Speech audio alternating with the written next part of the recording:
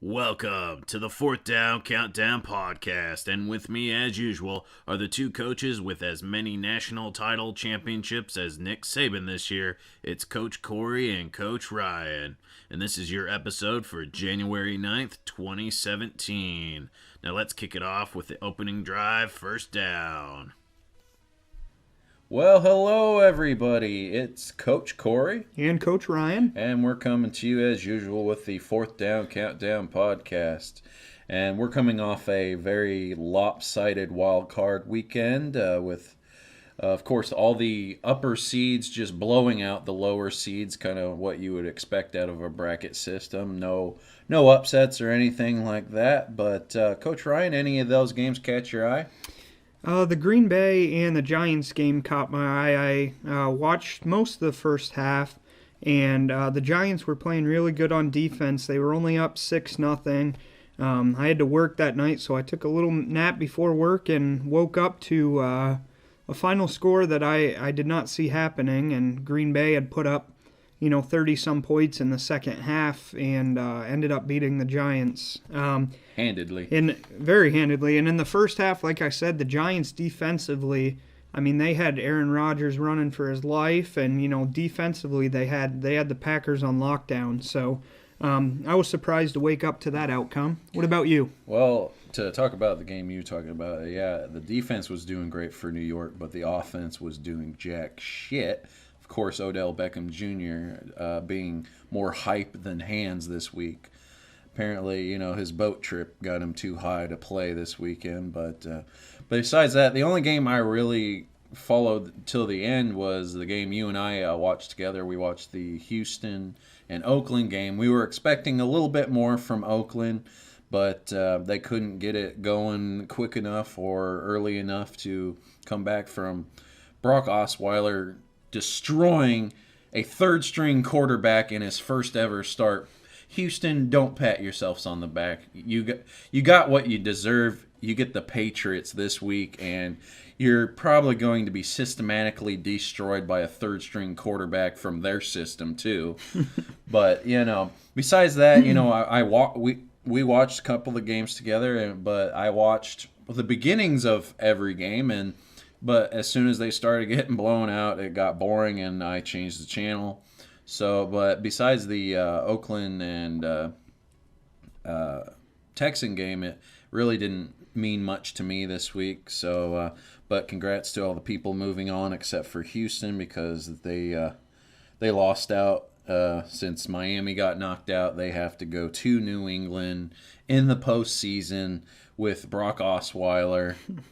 Their defense looked really good. Jadeveon Clowney looked like an actual first-round pick. Sure did. And he got that pick. He got a couple sacks. He was looking pretty good. But besides that, I didn't see much. Of course, Aaron Rodgers is back into form, throwing that Hail Mary to end the first half. Seattle getting a very good penalty, not called on them as usual. The 12th man is the referee for them. But we'll see how that happens when they go to Atlanta. Pittsburgh, nothing really to say about them except they just were all on all cylinders. Le'Veon Bell, I can't believe I saw that when they started the game. It's his first ever postseason game. He's been injured the last couple years when they go to the playoffs. So this was his first one, and what a first one to have. He broke I think it was a single game rushing record for Pittsburgh's franchise. Right. I think Franco Harris used to hold that record, but besides that, it wasn't too much of a shocking weekend. No, and as I had predicted, if the big three, if Roethlisberger, Bell, and Brown had showed up to play, which they most definitely did, it wasn't going to even be close. And sure enough, Miami came back a little bit towards the end there, but that start that the Steelers had was great, and hopefully they can keep that up on the road this weekend. All right, since it's the opening first down opening drive, we're going to get to this week's anthem of the week, and I chose this one just because I'm rooting so hard for the Falcons. They haven't done much in the playoffs since the late 90s when they went twice in a row, or once, and then lost to the Broncos. But I have a song. It's called "Real and True," and it's by the rapper Future. And this one goes out to Russell Wilson. Hopefully, he hears a couple Future songs in Atlanta. I hear a little backstory for you that don't know what we're talking about. Russell Wilson right now is married to I think she's a singer as well. Her name's Ciara, and she has a little baby, but the baby's daddy is the rapper Future. And Future really does not like Russell Wilson making a couple lines saying that he would go after him or, kill him or something like that. The usual beef between rappers and athletes. But apparently Russell Wilson kind of has a little bit of as he should be, a little bit afraid of Future. Russell Wilson being a little tiny man, but I'm saying that just to antagonize Russell Wilson. It's going to be a great game in Atlanta in the Georgia Dome. But that's our anthem of the week. Ryan, it's your turn. All right, our next category here is one of the newer segments on our podcast, and that's our fearless prediction of the week, or our bold prediction. Mine, after watching the Steelers this past weekend against the Dolphins, my fearless prediction is that Alex Smith gets knocked out of the game, and Nick Foles has to come in and relieve him. I was just very impressed at the way the Steelers defense was playing. They put a lot of big hits on Matt Moore, and Matt Moore, the way he took those, and granted he didn't get a concussion from that on that one hit from Bud Dupree, but he was in a play after. So I think the Steelers will put just as much pressure on Alex Smith, and like I said, I think Alex Smith ends up getting hurt, some kind of concussion or whatnot, and Nick Foles has to lead the charge. All right, with that, it's my turn to make a bold prediction. I hate to say it, but I think because of the national title game, Clemson pulling out that win with 1 second left against Alabama, I think the Cleveland Browns have got the biggest chubby in the world. For one, Deshaun Watson. I hate to say it this far ahead, you never know, but I had Myles Garrett going number 1 overall to the Browns in our upcoming draft special a couple months from now. But I think they love Deshaun Watson. He had one great performance. Hopefully, he's got a lot more work behind him besides just this win, this national title game. So he won't probably become a Jamarcus Russell where he won one big bowl game and then everybody fell in love with him. But I think he'll do a lot better than a Jamarcus Russell. Jamarcus Russell.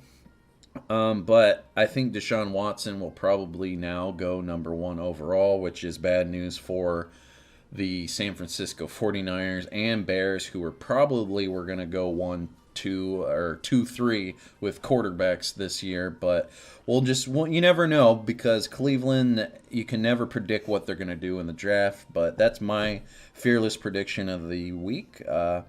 But with that, I think it's time for the second down. Ryan, you ready to do it? All right, let's give the folks some news, notes, predictions for the divisional round of the playoffs coming up this weekend.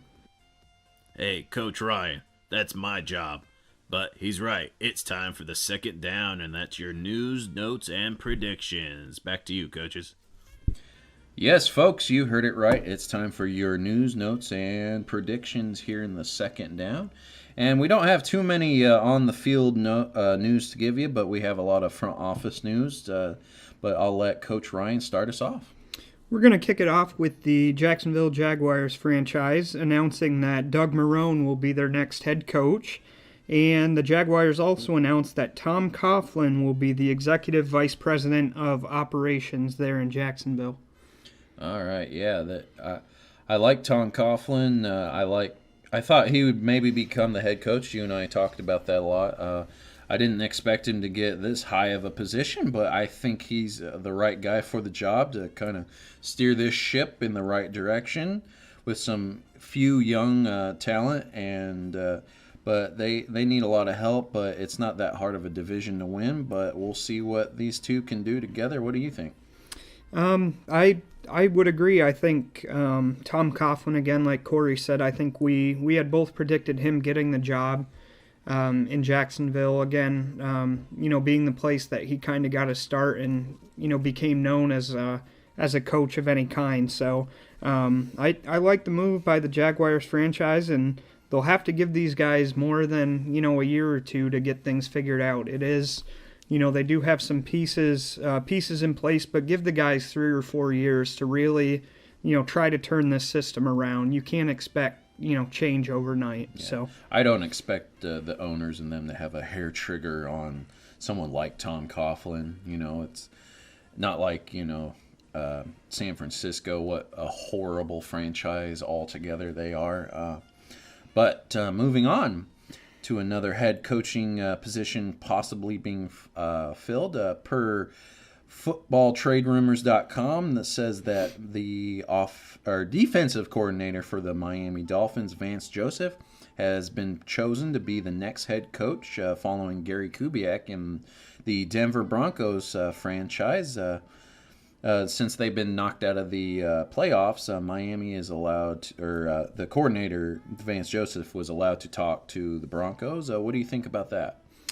I don't know a whole lot about Vance Joseph, but what he did with Miami's defense, having them play better and ultimately making the postseason was, I guess, enough to get him mentioned among the names eligible for a head coaching job. So we'll see just how well he does if that's who the Broncos decide to go with.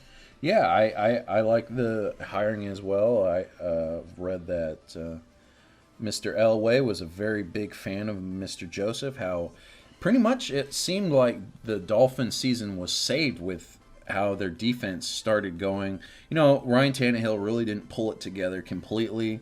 Jay Ajayi could only do so much, but it was the defense that kept him in the games every week, and I think Vance Joseph was the guy to pull that together with, Ndamukong Suh, all those guys in there, Cameron Wake coming back and winning.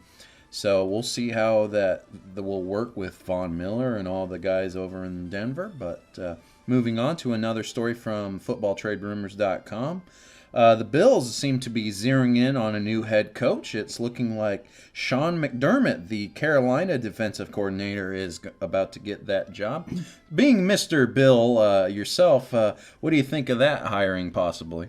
There's a couple other names I'd rather see in the mix, but being a former Eagles fan as well, Sean McDermott was the defensive coordinator of the Eagles for a while, and I really liked him as a defensive coordinator. We'll see just if he has what it takes to be a head coach in the league, but again, I'd kind of rather like a Kyle Shanahan or somebody who has that offensive mind. The Bills really don't need much work on defense. It's our offense that we really have to get clicking. So, oh yeah, steal the guy from the Falcons. I see how it is.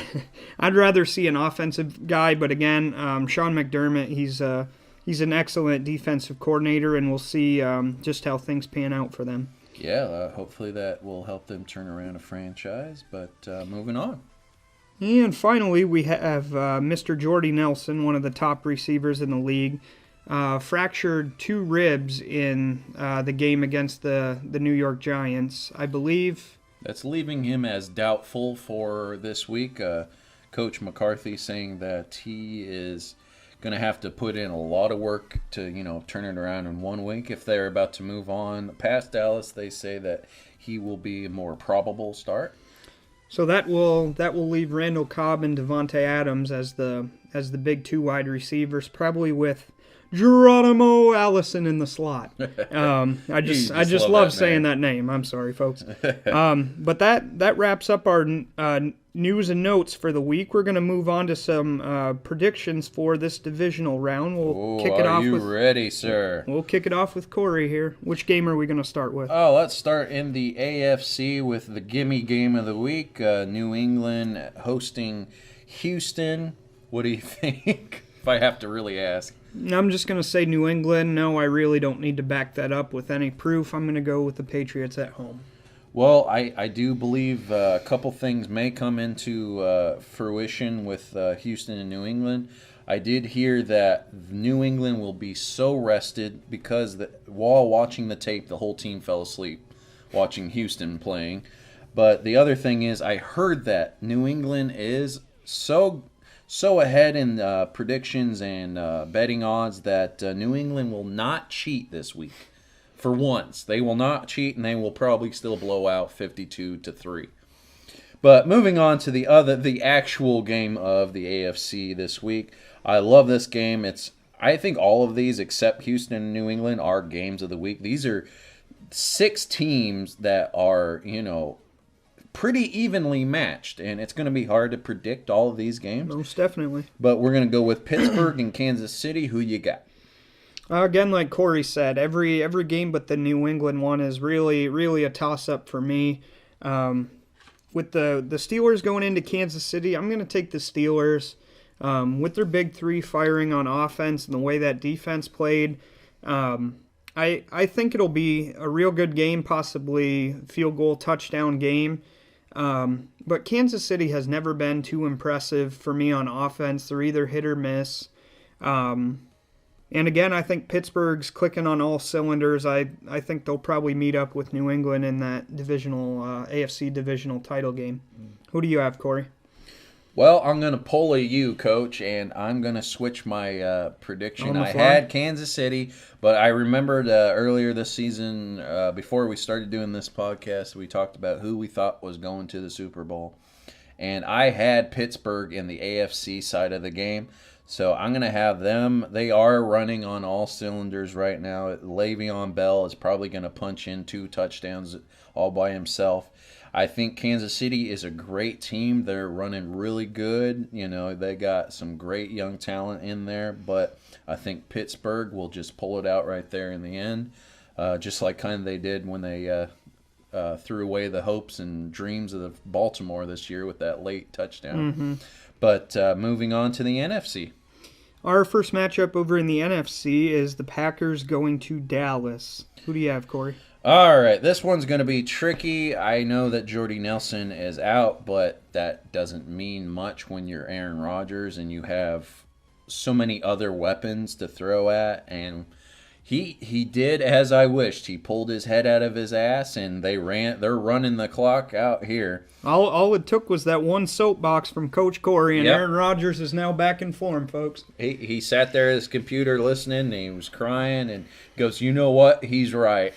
So, but I have Green Bay winning this game. It will be close. I know Dallas is the darling of the league right now, unless you're the rest of the country and not Texas. But hey, it's going to be a close one in all of these, I think. But I do have Green Bay. Just they seem to be able to pull it out of their ass, for lack of a better phrase. But they can. I think they'll Hail Mary it, or as they're going to call it now, the Aaron Rodgers it out, and they're going to win it out. What do you think? I'm also going to go with the Packers. Personally, the Cowboys may be the number 1 seed in the NFC, but with that said, I think they're one of the most overrated seeds in the playoffs. I think they've had a lot of good luck with their rookie quarterback, and yes, Ezekiel Elliott's had a great season.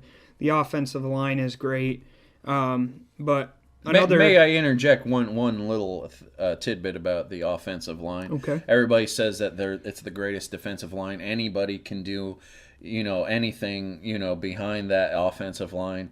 Not true. Mark Sanchez still sucks ass through a straw.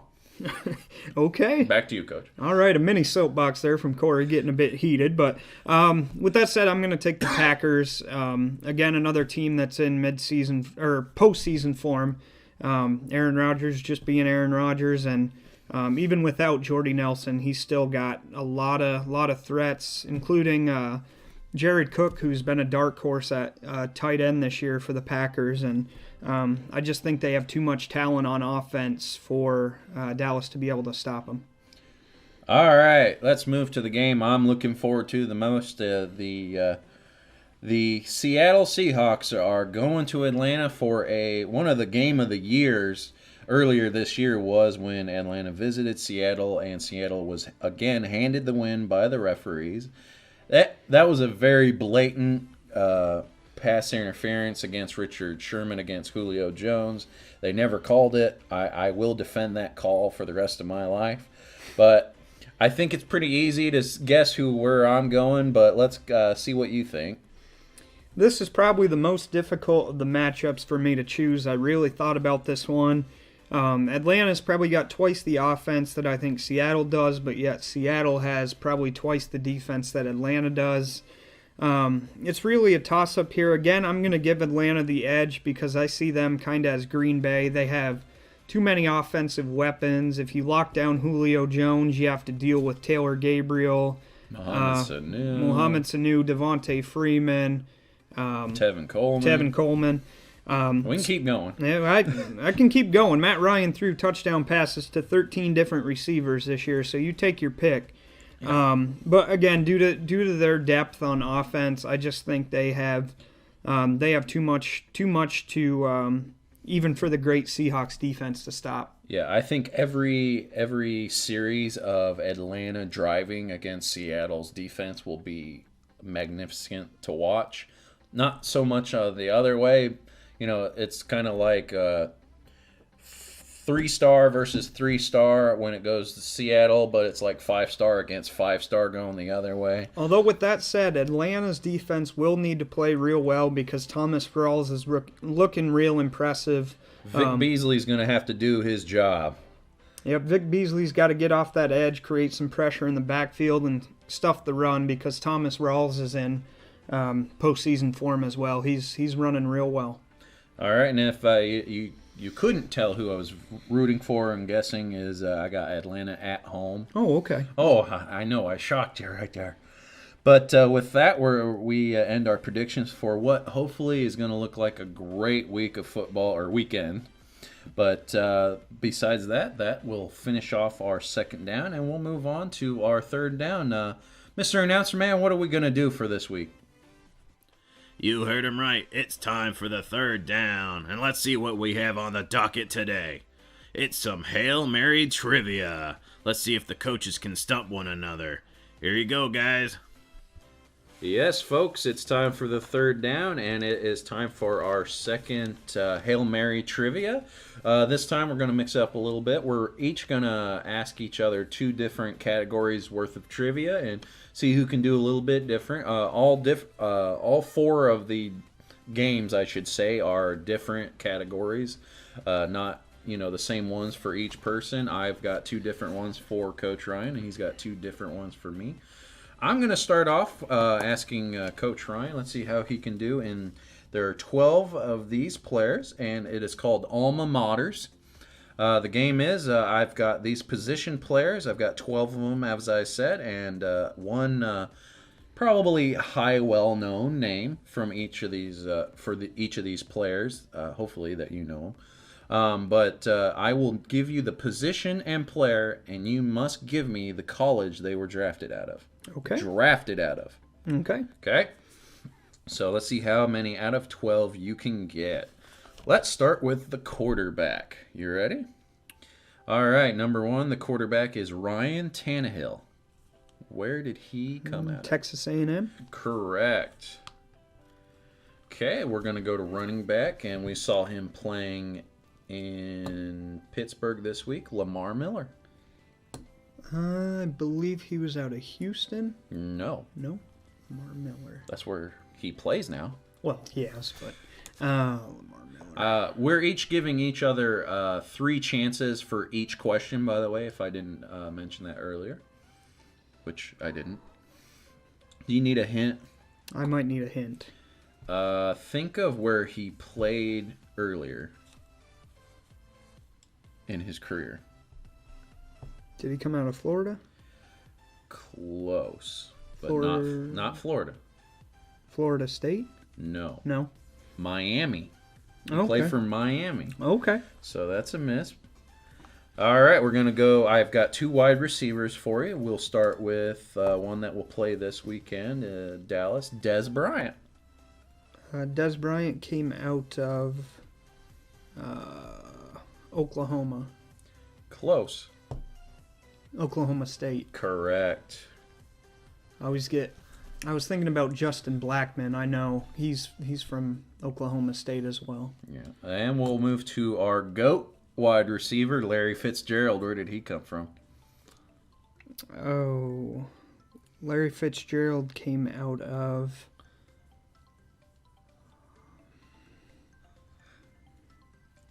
Come on, you got this. He's the GOAT. I want to say Boston College. No, that's in the right, I guess, part of America. I think it's the right conference, but that's not right. It's one of those teams on the East Coast. East Coast. Oh, it's going to kill me when I find out who it was.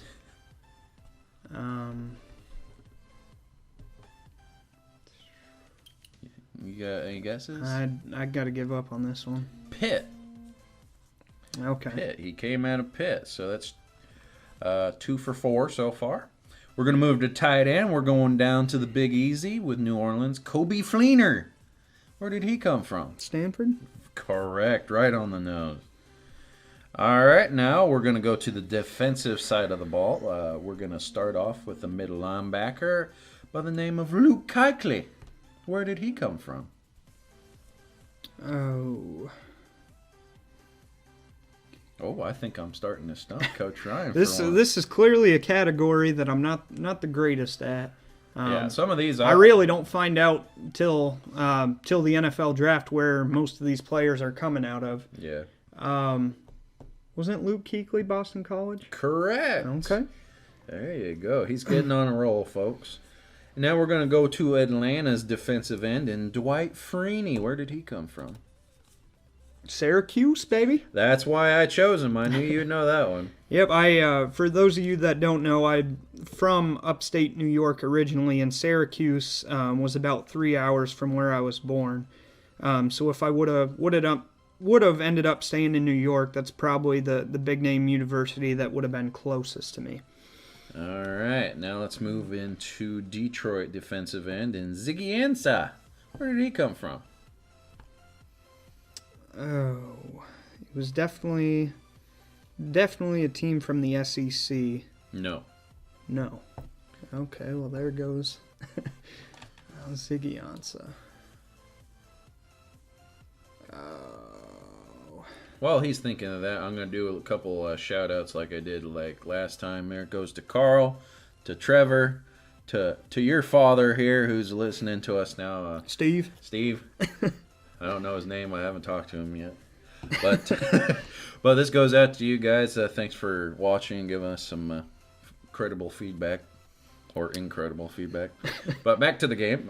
Come on. West Coast. Not all the way to the coast, but... Can you give me a state? Utah. Oh. And it's not Utah. Let's see. Do you give up on this? I give up. Brigham Young University. I would have never got that. He's a Mormon. He was a BYU. Okay. All right, we're going to move on to cornerbacks. We're going to Houston with Jonathan Joseph.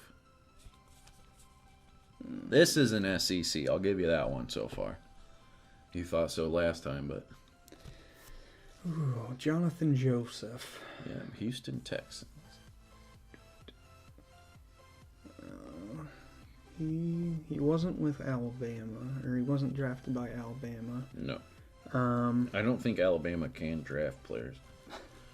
Sorry, being smart ass. Not Clemson, LSU? No. No? That's one guess. Oh, Jonathan Joseph. Just so you folks don't, think he's not this good at this, wait until he starts asking me questions, and then it's going to be a lot worse. Oh. Next time I'll do Back Me Up for you. You did a lot better on those. Jonathan Joseph. Come on.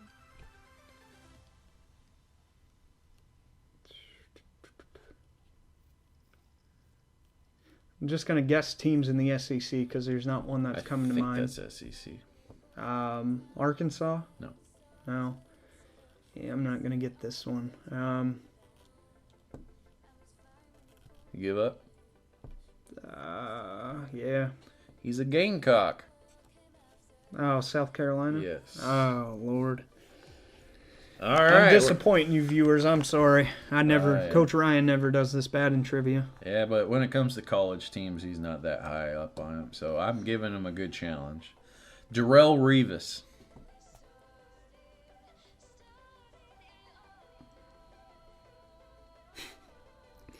I'll give you a hint. He was another person you missed. Same college earlier. It's up there.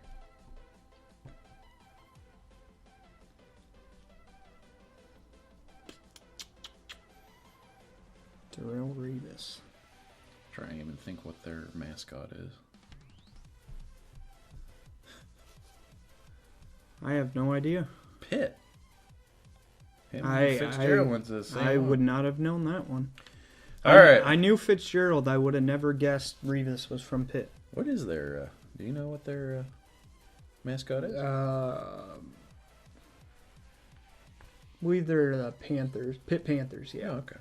Well, let's move to a safety. We're going to go with Cam Chancellor. He was from Alabama. No, he was No. not. Lord, lovely. Do believe this one's an ACC team? Cam Chancellor. I got you good on all these, I guess. Let's see, one, two. I don't know. Virginia Tech. And the last one, a kicker. You're probably not going to get. Oh, good old shit kicker, Blair Walsh. He's in the SEC. Same state as Clemson. Georgia? Yes. Okay. I'll give you that one.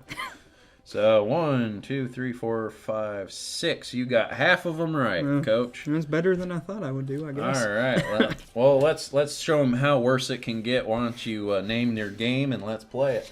All right. Well, first of all, folks, we're going to start out with my first challenge for Corey, and that's what I dubbed the no-fly zone. So I picked from the 2016 NFL season, the regular season, the top interception getter for each team, as in, whoever got the most interceptions on defense for that particular team. So the team leader in The that team category? leader in interceptions. Okay. So the top interception getter for each for these 10 teams I listed. Okay. This is I'm probably not gonna do that well, but we'll try our best. All right. So I'm going to start at the bottom and work our way to the top interception getter. Now we're at the bottom. So we are going to start with the Atlanta Falcons. It was actually I'm going to give Corey the position and the team. and how many Okay. interceptions they got. So for the Atlanta Falcons, linebacker, and he had 3 interceptions this year. A linebacker. Jesus Christ. It wasn't Vic Beasley, It wasn't Vic Beasley. so that don't count as a guess. No. I get 3 guesses as well, even though I probably should need about 13. Oh my God. Jesus Christ. He's a young talent, at the linebacker position that I had. Matthews? No, it's not Matthews. Or is he on offense?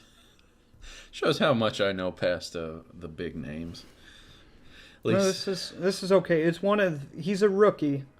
is it? He's a rookie, and this was the gentleman that I mentioned earlier. He's in a couple different categories. I have no idea, buddy. And Deion Jones. Oh, I didn't know he was a linebacker. I knew that name, and I knew that was... Yeah, it's pretty bad when your top interception getter is a linebacker and not somebody from the secondary. Oh, shut up. He's Our secondary's been very hurt lately. He is the only one on this list that is not a Secondary. cornerback or secondary player. Next up, we have a cornerback from the Tampa Bay Buccaneers who got 4 interceptions this year. Brent Grimes? Brent Grimes it is. Oh, yeah. Former Falcon and former Dolphin. That's right. And next up This one will be some of these are going to be pretty obvious because they're the real standout talents on defense. But cornerback for the Seahawks with 4 interceptions. I have no idea. Sherman. Sherman it is. Sure, the man. At number 7, the Super Bowl standout cornerback for the Patriots that had 4 interceptions. Malcolm Butler. Malcolm Butler. He's doing good, folks. Woo! Next up, we're going to my Bills. Okay.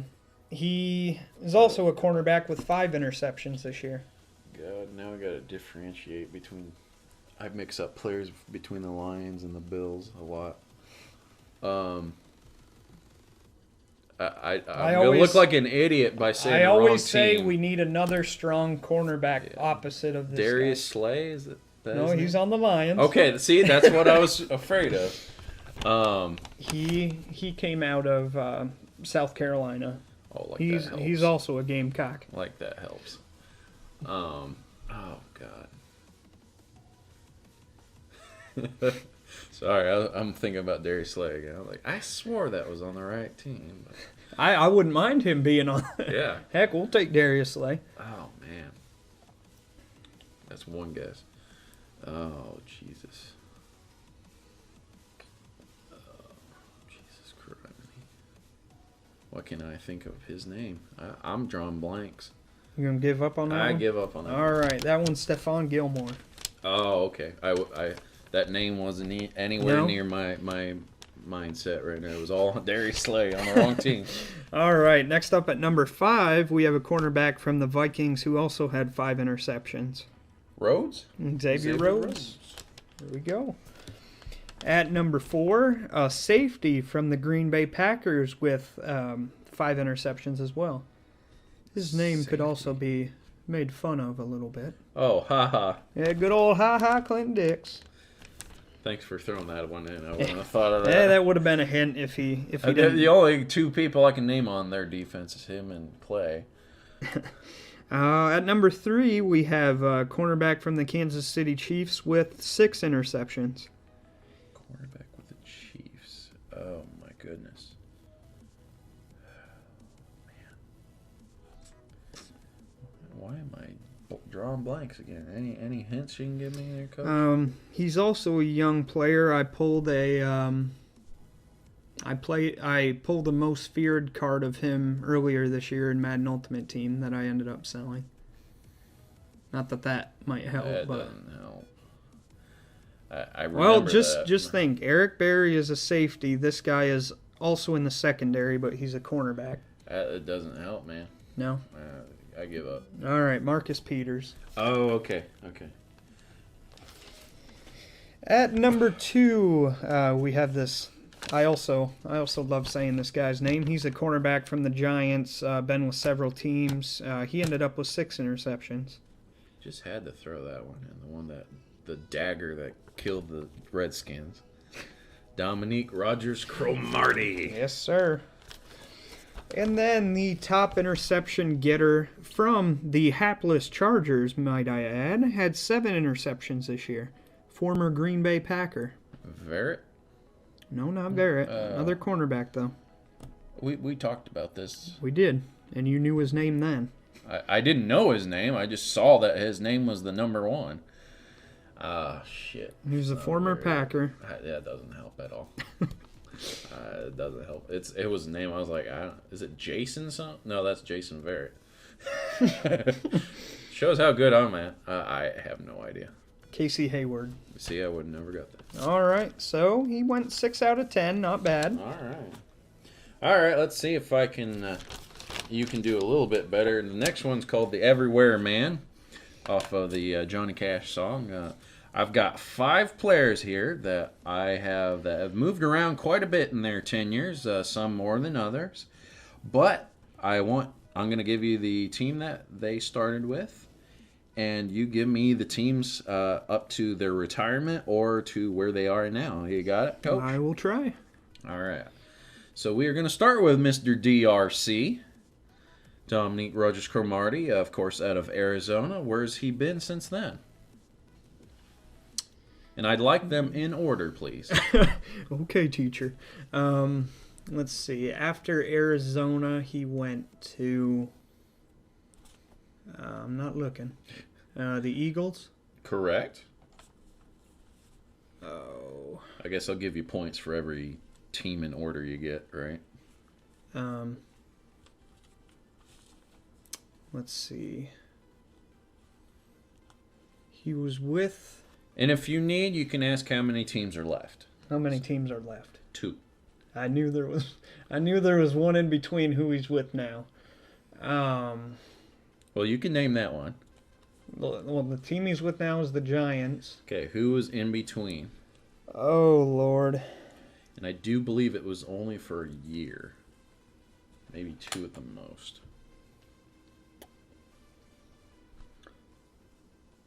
Could you tell me if it was AFC or NFC? I will give you AFC. Oh. Just going through the divisions here. Oh, crud.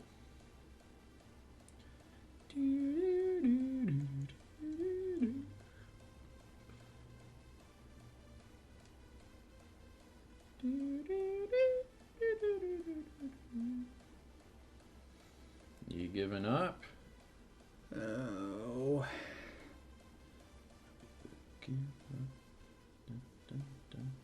Oh, he was Denver Broncos. Correct. For 1 year. All right, you cleared that one. Second player. It's going to be a lot harder. We're going to go with the traveling quarterback of Brian Hoyer. Oh, Jesus. Yeah, I got a stumper on you on that one. Okay, I will give you the first 2. It was New England, and then he went to Pittsburgh, but never ever suited up for him. So after that, where did he go? Where did he come from? Where did he go? Where did he come from? Cotton Eye Joe. Let's see. So New England was Pittsburgh. with Pittsburgh, never played. Mm-hmm. Never saw the field. Cleveland? There's one before Cleveland, but I will give you Cleveland. If you want to keep moving on and come back, that's fine too. Oh, one after. How many are after the Browns? 2. So that should be pretty easy if you think of the last. He was with the Texans after the Browns. Correct. And now he is with. Come on, we watched him break his arm. You were over at my apartment watching that game.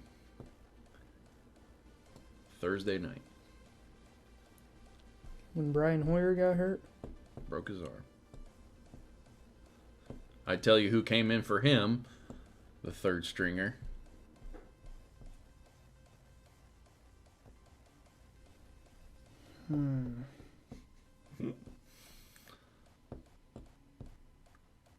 NFC Central. There is no NFC Central. Or North, sorry.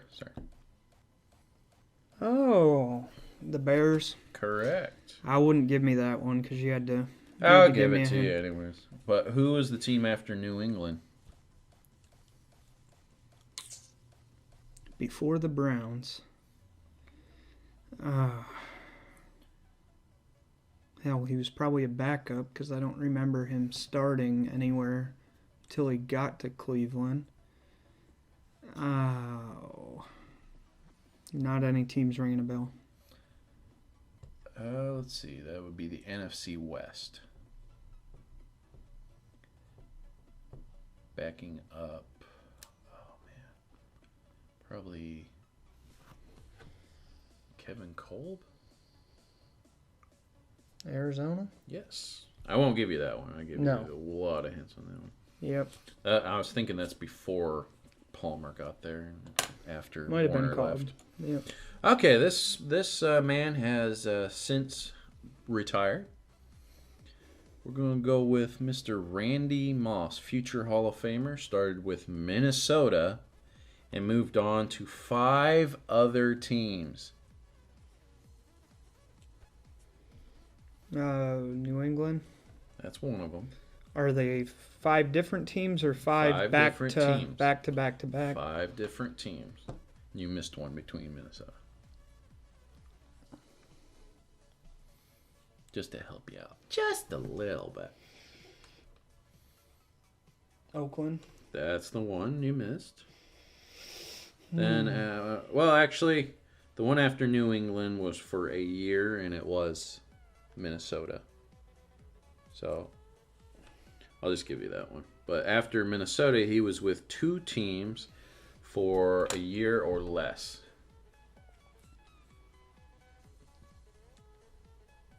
These are going to be hard because no one ever remembered him going to these 2. I didn't remember him ever going to these 2 teams. AFC South and then NFC West. I know I got him flustered when he's biting his nails. AFC South. Titans. Yes. I vaguely remember that. Yeah. And then NFC West. Yes. He was never 49er. Yes. You got it, man. You did that one. All right, now we're going to go to another polarizing player, but not as great as Randy Moss. Albert Haynesworth. Started in Tennessee and then moved to 3 other teams before silently bowing out. Who are those 3 teams? Started with Tennessee. Yes, that was his starting team. Redskins, the next one. Unfortunately. Him and Shanahan never got along, did they? It's one of those horrible signings the Redskins are known for. Haynesworth. After his divorce with Washington, where did he move to?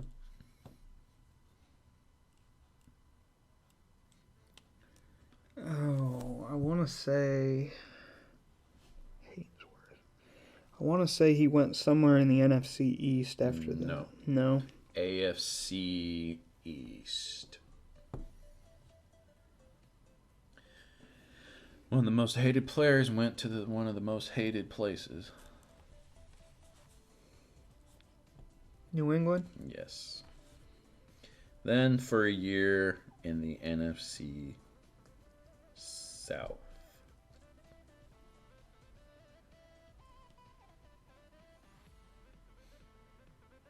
And no, it was not Atlanta.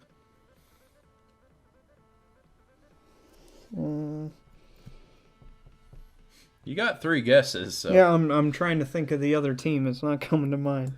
yeah, I don't even remember him going there, but he did play there for a little bit. Carolina? No. It wasn't New Orleans. Well, who's that leave then? Are you serious? Are you serious? Tampa Bay? Yes. Okay. All right, let's move on to the most polarizing player, or as voted by us, the one of the most outrageous characters of all time. Terrell Owens, your favorite. Terrell Owens, our last one on this list.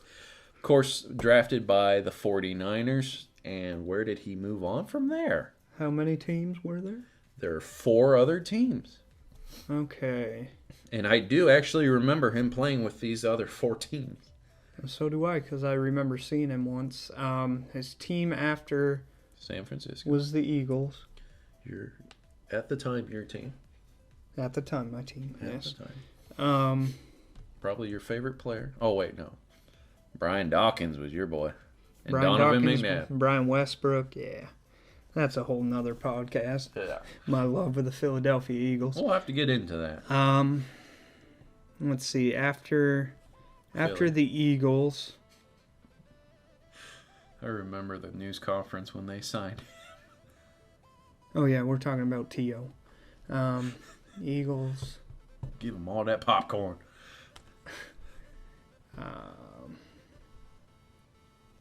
Trying to think, he had to play with some of the convict teams. Yeah, he did actually. Um, But come on, he went to one team and that was his quarterback, man. This is his quarterback. oh, The only team that probably would have Dallas. signed him at the time. Dallas. Yeah. Remember they had the big old bucket of popcorn because he did that celebration in Philly once. Yeah. After that, where did he go? He just followed you around, didn't he? Buffalo. Yeah.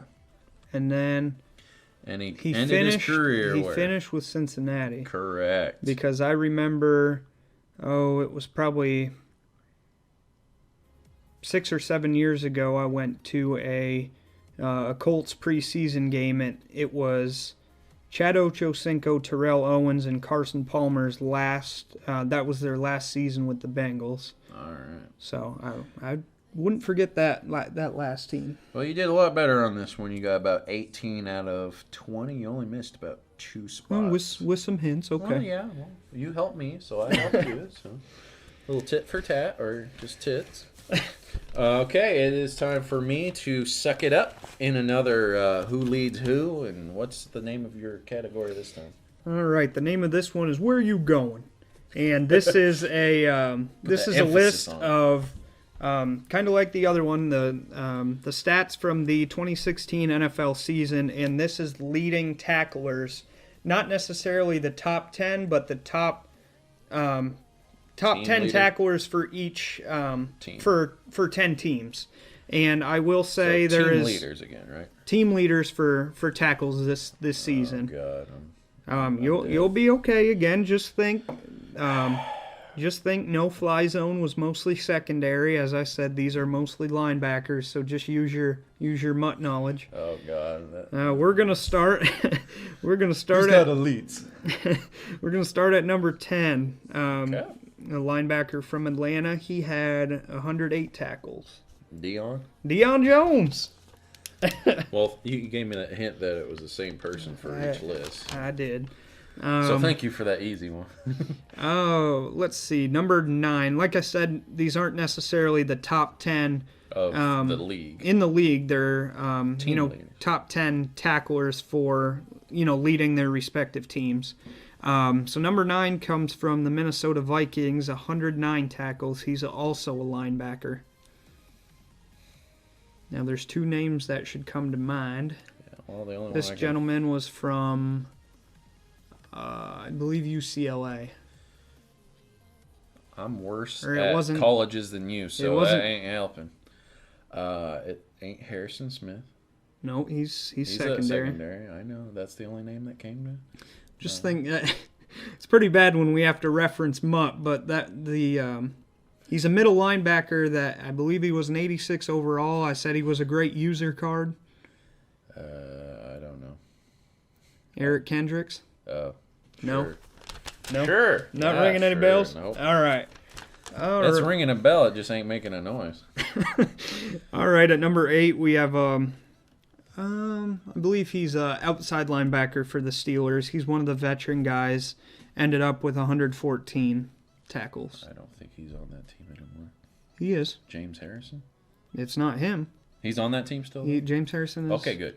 I'm not It's going crazy. it's another elder veteran linebacker. Of course, you had to choose tackles.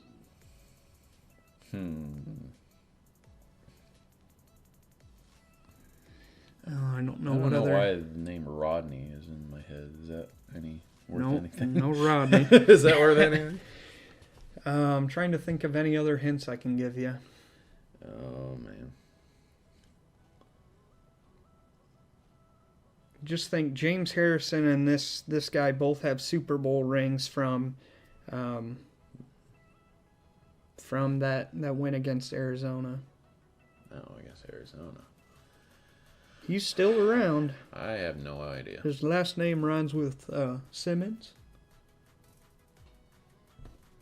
Really, bro? Just think about it. His last name rhymes with Simmons. Oh, Timmons. There you go. Yeah. Okay, I do remember that name. Okay. I remember hearing a lot about it in the game against Miami. All right. And the team of the week. He kept fucking me over. All right, number 7, we have also a linebacker from the Miami Dolphins, 115 tackles. Cameron Wake? No, not Cameron Wake. He's a linebacker, not an end. Oh. I will tell you he started with my beloved Buffalo Bills and then spent... Darius! No, oh, Jesus, no. He spent he started with the Bills and then he... Kiko? Kiko Alonso. Kiko there Alonso. You go. There you go. I was going to say... I don't know why that name just popped up. Okay, and a promising young player comes in here at number 6 from the New York Giants with 125 tackles. Oh, okay. He Olivier? He is a safety. Oh, a safety. Oh. That name's escaped my head. Oh, don't give me a hint. Landon Collins. Very good. Got that one. Top tackler for the Giants this year. Okay. Coming in at number 5, we have a linebacker from the Seahawks who had 126 tackles. This is not the leader quite yet. We're not at the top of the list, but another notable linebacker. Cliff Averill? Nope. Cliff Averill's an end. Corey's rolling his eyes like I'm so petty for even saying some of these things. He's a linebacker from the Steelers, and it's not the guy you're thinking. I'm not gonna think Bennett. Nope. Because he's an N, isn't he? If you're not wrong, you gotta be. Right. What's the first name? Kendall? Nope. It does start with a K. Curtis? No. I don't know. It's 2 single letters. KJ? Very good, KJ Wright. I've not heard that name. No, you never heard of I'm so used to the Legion of Boom and okay. Some of these guys, it's like, who? All right. They bring in so many different guys. I guess I'll give you that one. It was kind of a question when you said I wouldn't KJ, give it to but me. all right, number 4, a name. Oh, you might not know these next couple, but Oh God. our 4th guy on this list, he's a star middle linebacker for the Jaguars, 132 tackles. He played with the Bills for a long time. His initials are double P. Double P. His first name Yeah, starts I get what double P means, you Okay. idiot. I don't know. Perkins? His first name's Paul. Paul? It's one of those fun last names to say. Pettibone. No. That is funny to say, though. I don't know. No. Paul Posluszny. No. Nope. All right. You probably won't get this one either. Number 3, we got the linebacker from the LA Rams, 136 tackles. He's also a great user card in Mutt. There's plenty of these outside. We got leaves falling on. Well, not at this time of year. Just give it to me. I don't know. Well, I mean, we I couldn't tap. do that on air. Alec Ogletree. Yep. Didn't know that one? I've heard of it. Would never guessed it. All right.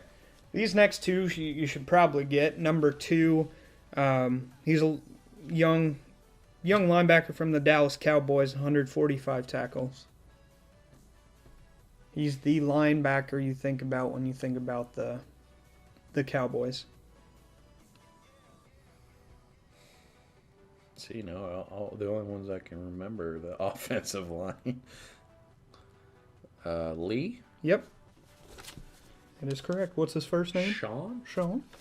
All right, and then in at number 1, a quite obvious leading tackler of the NFL this postseason is from the Seahawks, or this season from the Seahawks. Did I say it earlier? It's another linebacker from the Seahawks, but the name that should pop up before KJ Wright.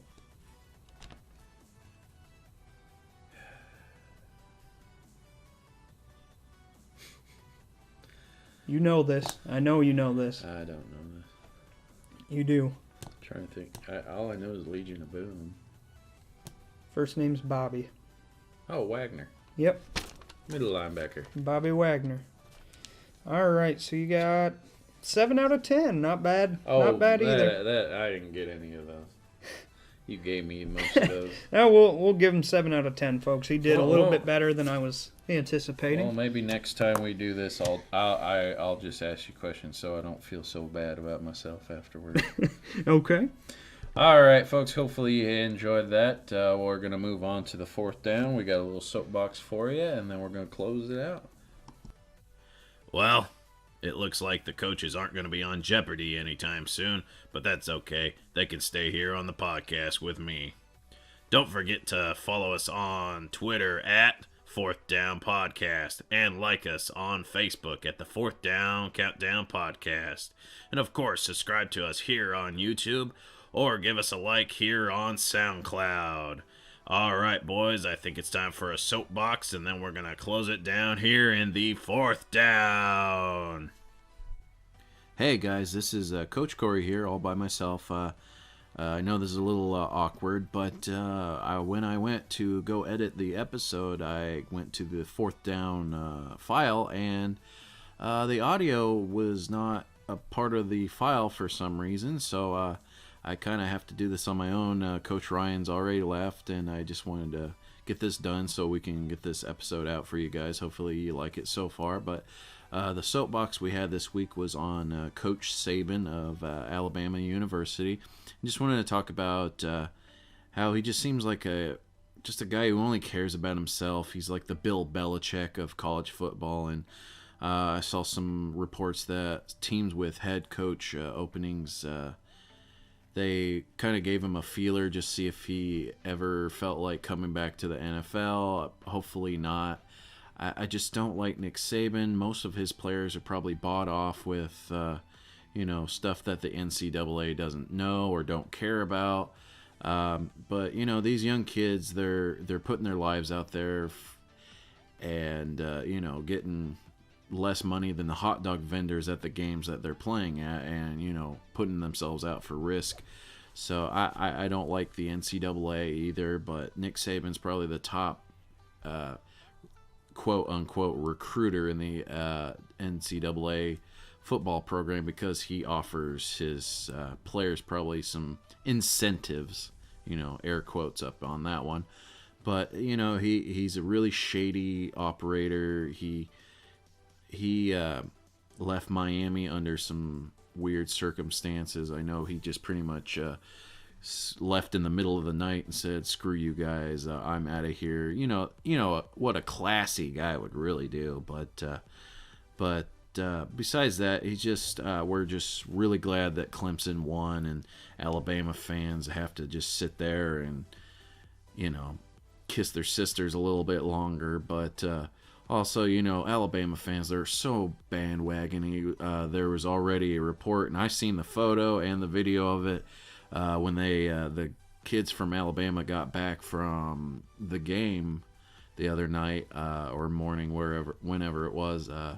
There were only 12 hillbillies sitting there waiting for them. So, if they don't win, no one cares about them. Like I've said, I posted on Facebook saying the only people who cared about Alabama fans losing are Alabama people, but besides that, it's just, a corrupt system under Nick Saban, but that's the meat of it. And I think Coach Ryan said something about hopefully he'll bring Chip Kelly back in, and, the two of them can go coach in hell or something like that. But that's our fourth down, people. Hopefully you liked our Hail Mary. I know we didn't do too well, but we're not trying to, just give each other easy questions that we can just get. But we did a good job stumping one another, me more than anything. But guys, thanks for giving us support, the few that you have, and hopefully we can grow and make this a better podcast. So watch some good football this weekend. Listen to our podcast. Tell your friends, and we will see you again next week. Bye, guys.